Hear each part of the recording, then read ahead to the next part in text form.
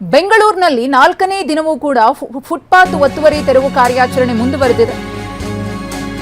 Majestic ಭಾಗದಲ್ಲಿ footpath ಒತ್ತುವರಿ ತೆರವು ಕಾರ್ಯ ಬಿವಿಕೆ ಅಯ್ಯಂಗಾರ್ ರಸ್ತೆಯಲ್ಲಿ ಜೆಸಿಬಿ ಮೂಲಕ ತೆರವು ಮಾಡಲಾಗ್ತಾ ಇದೆ. ಇದೇ ಸಂದರ್ಭದಲ್ಲಿ ವಾಗ್ವಾದ ಕೂಡ ಆಗಿದೆ. ಜಿಬಿಎ ಪೊಲೀಸ್ ಜಂಟಿ ಕಾರ್ಯಾಚರಣೆಯನ್ನ ಮುಂದುವರಿಸಲಾಗಿದೆ.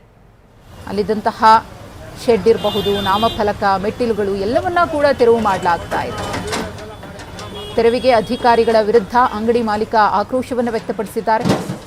ಜುಲೈ 10ರವರೆಗೆ ನಗರದಾದ್ಯಂತ ತೆರವು ಕಾರ್ಯಾಚರಣೆ ನಡೆಯುತ್ತೆ. ಟಾರ್ಗೆಟ್ ಇರೋದು ಸುಮಾರು 2000 ಕಿಲೋಮೀಟರ್. ಪಾದಾಚಾರಿಗಳಿಗೆ ಸಮಸ್ಯೆ ಆಗಬಾರದು, ಜನದಟ್ಟಣೆ ಜಾಸ್ತಿ ಇರೋ ಕಡೆ ಜನರ ಓಡಾಟಕ್ಕೆ ಅನುಕೂಲವನ್ನು ಮಾಡಿಕೊಡ್ಬೇಕು ಅನ್ನೋ ಕಾರಣಕ್ಕೋಸ್ಕರ ಈ ಫುಟ್ಪಾತ್ ಒತ್ತುವರಿ ತೆರವು ಕಾರ್ಯಾಚರಣೆಯನ್ನ ನಡೆಸಲಾಗ್ತಿದೆ.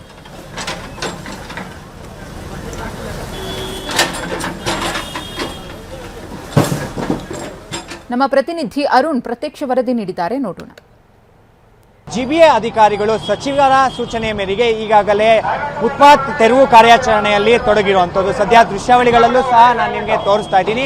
ಏನು ಬಿವಿಕೆ ಅಯ್ಯಂಗಾರ್ ರಸ್ತೆ ಏನಿದೆ, ಈ ರಸ್ತೆಯಿಂದ ಹಿಡಿದು ಸರಿಸುಮಾರು ಚಿಕ್ಕಪೇಟೆ ಮೆಟ್ರೋ ಸ್ಟೇಷನ್ ಬಳಿಯವರೆಗೂ ಸಹ ಈಗಾಗಲೇ ಕಾರ್ಯಾಚರಣೆಯಲ್ಲಿ ತೊಡಗಿರುವಂಥದ್ದು. ಅಂದರೆ ಯಾವುದೇ ರೀತಿಯಾದಂತಹ ಅಂಗಡಿಯ ಮುಂಗಟ್ಟಿನಲ್ಲಿ ಪಾದಾಚಾರಿಗಳು ಓಡಾಡುವಂತಹ ಜಾಗ ಏನಿರುತ್ತೆ ಅದಕ್ಕೆ ಯಾವುದೇ ರೀತಿಯಾದಂತಹ ರೇಕ್ಗಳಾಗಿರ್ಬೋದು, ನಾಮಫಲಕಗಳಾಗಿರ್ಬೋದು, ಮತ್ತೆ ಅಂಗಡಿಯ ಮುಂಗಟ್ಟಿನಲ್ಲಿ ಸಂಪೂರ್ಣವಾಗಿ ಆ ಜಾಗವನ್ನು ಒತ್ತುವರಿ ಮಾಡಿಕೊಂಡ್ರೆ ಅಂಥ ಜಾಗವನ್ನು ಮತ್ತೆ ಜೆಸಿಪಿ ಮುಖಾಂತರವಾಗಿ ಅದನ್ನು ತೆರವು ಮಾಡುವಂತಹ ಕೆಲಸಕ್ಕೆ ಈಗಾಗಲೇ ಜಿಬಿ ಅಧಿಕಾರಿಗಳು ಮುಂದಾಗಿರುವಂಥದ್ದು. ಇದರ ಜೊತೆಗೆ ಪೊಲೀಸರು ಸಹ ಇದಕ್ಕೆ ಯಾವುದೇ ರೀತಿಯಾದಂತಹ ಅಡ್ಡಿ ಆಗಬಾರ್ದು, ಯಾಕಂದ್ರೆ ಇಂಥ ಸಂದರ್ಭದಲ್ಲಿ ಒಂದಿಷ್ಟು ಅವಘಡಗಳು ಸಹ ಆಗುವ ಸಾಧ್ಯತೆ ಹೆಚ್ಚಿರುವಂಥದ್ದು. ಇಂಥ ಸಂದರ್ಭದಲ್ಲಿ ಪೊಲೀಸರು ಸಹ ಯಾವುದೇ ಅವಘಡ ಆಗದ ಹಾಗೆ ಈಗಾಗಲೇ ಮುನ್ನೆಚ್ಚರಿಕೆಯನ್ನು ಸಹ ವಹಿಸ್ತಿರುವಂಥದ್ದು. ಇದರ ಜೊತೆಗೆ ನೋಡ್ತಾ ಇರ್ಬೋದು, ಈಗಾಗಲೇ ರೇಕ್ ಏನಿದೆ ಅದನ್ನು ತೆಗೆಯುವಂತಹ ಕೆಲಸ ಈಗಾಗಲೇ ಜಿಬಿ ಅಧಿಕಾರಿಗಳು ಮಾಡ್ತಿರುವಂಥದ್ದು. ಅಂದರೆ ಸರಿಸುಮಾರು 1 ಕಿಲೋಮೀಟರ್ ಉದ್ದಕ್ಕೂ ಈ ಕಾರ್ಯಾಚರಣೆಯಲ್ಲಿ ಜಿಬಿಎ ವ್ಯಾಪ್ತಿಗೆ ಬರುವಂತಹ ಅಧಿಕಾರಿಗಳೇನಿದ್ದಾರೆ ಅವರು ಖುದ್ದು ಫೀಲ್ಡ್ಗಳಿದ್ದು ಈಗಾಗಲೇ ಇಲ್ಲಿಯ ಜನರನ್ನು ಸಹ ಒಂದು ಕಡೆ ಸರಿಸುವಂತಹ ಕೆಲಸ ಮಾಡಿ, ಇದರ ಜೊತೆಗೆ ಇಲ್ಲಿರುವಂತಹ ಅಂಗಡಿಯ ಮುಂಗಟ್ಟುಗಳು ಅಂದರೆ ಪಾದಾಚಾರಿಗಳು ಓಡಾಡುವಂತಹ ಜಾಗಕ್ಕೆ ಯಾವುದೇ ರೀತಿಯಾದಂತಹ ನಾಮಫಲಕ ಆಗಿರ್ಬೋದು, ಪಾದಾಚಾರಿಗಳ ಓಡಾಡುವಂತಹ ಜಾಗವನ್ನು ಒತ್ತರಿಸಿಕೊಂಡಂತಹ ಜನರಿಗೆ ಈಗ ಇಲ್ಲಿಯ ಸ್ಥಳೀಯ ಅಧಿಕಾರಿಗಳು ನಡೆಸ್ತಿರುವಂಥದ್ದು. ಕ್ಯಾಮ್ರಾ ಪರ್ಸನ್ ರಮೇಶ್ ಜೊತೆ ಅರುಣ್ ಕುಮಾರ್, TV9 ಬೆಂಗಳೂರು. ಇನ್ನು ಒತ್ತುವರಿ ತೆರವು ಕಾರ್ಯಾಚರಣೆಯ ಬಗ್ಗೆ ಅಂಗಡಿಯವರು ಕೂಡ ಮಾತನಾಡಿದ್ದಾರೆ. ಏನು ಹೇಳಿದ್ದಾರೆ ಅವರು, ನೋಡೋಣ. ಮಕ್ಕಳು ಇಟ್ಕೊಂಡು ನಾನೇ ಇದು ಜೀವನ ಮಾಡ್ತಾ ಇದ್ದೀನಿ. 50-60 ವರ್ಷ ಆಗ್ತದೆ ಇಲ್ಲಿ ಬಂದು ನಾವೆಲ್ಲೇ ಜೀವನ ಮಾಡ್ಕೊಂಡಿದ್ದೀನಿ. ಇವಾಗ ಅಂಗಡಿ ತೆಗೆದ್ರೆ ನಾವು ಏನು ಮಾಡೋಕ್ಕಾಗ್ತದೆ?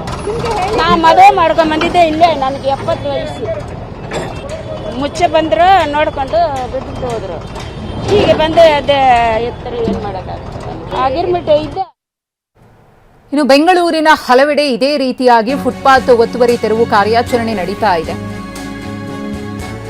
ಲಕ್ಷಾಂತರ ಕುಟುಂಬ ಬೀದಿ ಬದಿ ವ್ಯಾಪಾರ ಮಾಡ್ತಿದ್ದಾರೆ. ಅವ್ರಿಗಾಗುವಂತಹ ಸಮಸ್ಯೆಗಳೇನು? ಕೇಂದ್ರ ಸಚಿವ ಎಚ್.ಡಿ. ಕುಮಾರಸ್ವಾಮಿ ಅವರು ಮಾತನಾಡಿದ್ದಾರೆ. ಸುಪ್ರೀಂ ಕೋರ್ಟ್ ಆದೇಶದ ಮೇರೆಗೆ ಒತ್ತುವರಿ ತೆರವುಗೊಳಿಸಿ, ಆದ್ರೆ ಅವರ ಬದುಕಿಗೆ ಏನ್ ಮಾಡ್ತೀರಾ ಅಂತ ಹೇಳಿ ಎಚ್.ಡಿ.ಕೆ ಪ್ರಶ್ನಿಸಿದ್ದಾರೆ. ವ್ಯಾಪಾರಿಗಳದು ಸುಪ್ರೀಂ ಕೋರ್ಟ್ ಆದೇಶ ಇದೆಲ್ಲ ಒಪ್ಕೊಳ್ಳೋಣ, ಆದರೆ ಅವರನ್ನ ಅಷ್ಟೊಂದು ಲಕ್ಷಾಂತರ ಕುಟುಂಬಗಳು ಇವತ್ತು ಪ್ರತಿನಿತ್ಯ ಬೀದಿನಲ್ಲಿ ವ್ಯಾಪಾರ ಮಾಡ್ಕೊಂಡೇ ಬದುಕ್ತಾ ಇರ್ತಕ್ಕಂಥವ್ರು.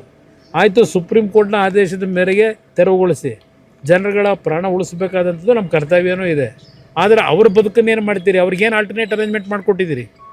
ಎಲ್ಲಿ ಕಳಿಸ್ತೀರಿ ಅವ್ರನ್ನ? ಅಷ್ಟು ಜನನ್ನ ಇದು ಇರ್ತಕ್ಕಂಥದ್ದು. ಅದರಿಂದ ಸರ್ಕಾರ ಕಾನೂನಿನ ಬಗ್ಗೆ ಚರ್ಚೆ ಮಾಡೋರು ಬದುಕಿನ ಬಗ್ಗೆ ಇವತ್ತು ಏನು ಜೀವನ ಮಾಡಬೇಕಾದಂಥವ್ರಿಗೆ ಅವ್ರಿಗೆ ಆಲ್ಟರ್ನೇಟ್ ಅರೇಂಜ್ಮೆಂಟ್ ಮಾಡಿಕೊಡ್ಬೇಕಲ್ಲ. ಅದ್ರ ಬಗ್ಗೆ ಇವತ್ತಿನವ್ರಿಗೆ ಏನು ಚರ್ಚೆ ಇಲ್ಲ. ಏನು ಮಾಡ್ತೀವಿ ಅಂತೇಳಿ ಏಕಾಏಕಿ ಅವ್ರನ್ನ ಖಾಲಿ ಮಾಡಿಸಿ ಅವ್ರು ಎಲ್ಲಿಗೆ ಹೋಗ್ಬೇಕು? ಅದಕ್ಕೆ ಪರಿಹಾರ ಕೊಡಬೇಕು ಅನ್ನೋದು ನಾನು ಒಂದು ಸರ್ಕಾರಕ್ಕೆ ಸಲಹೆ ಕೊಡೋದು.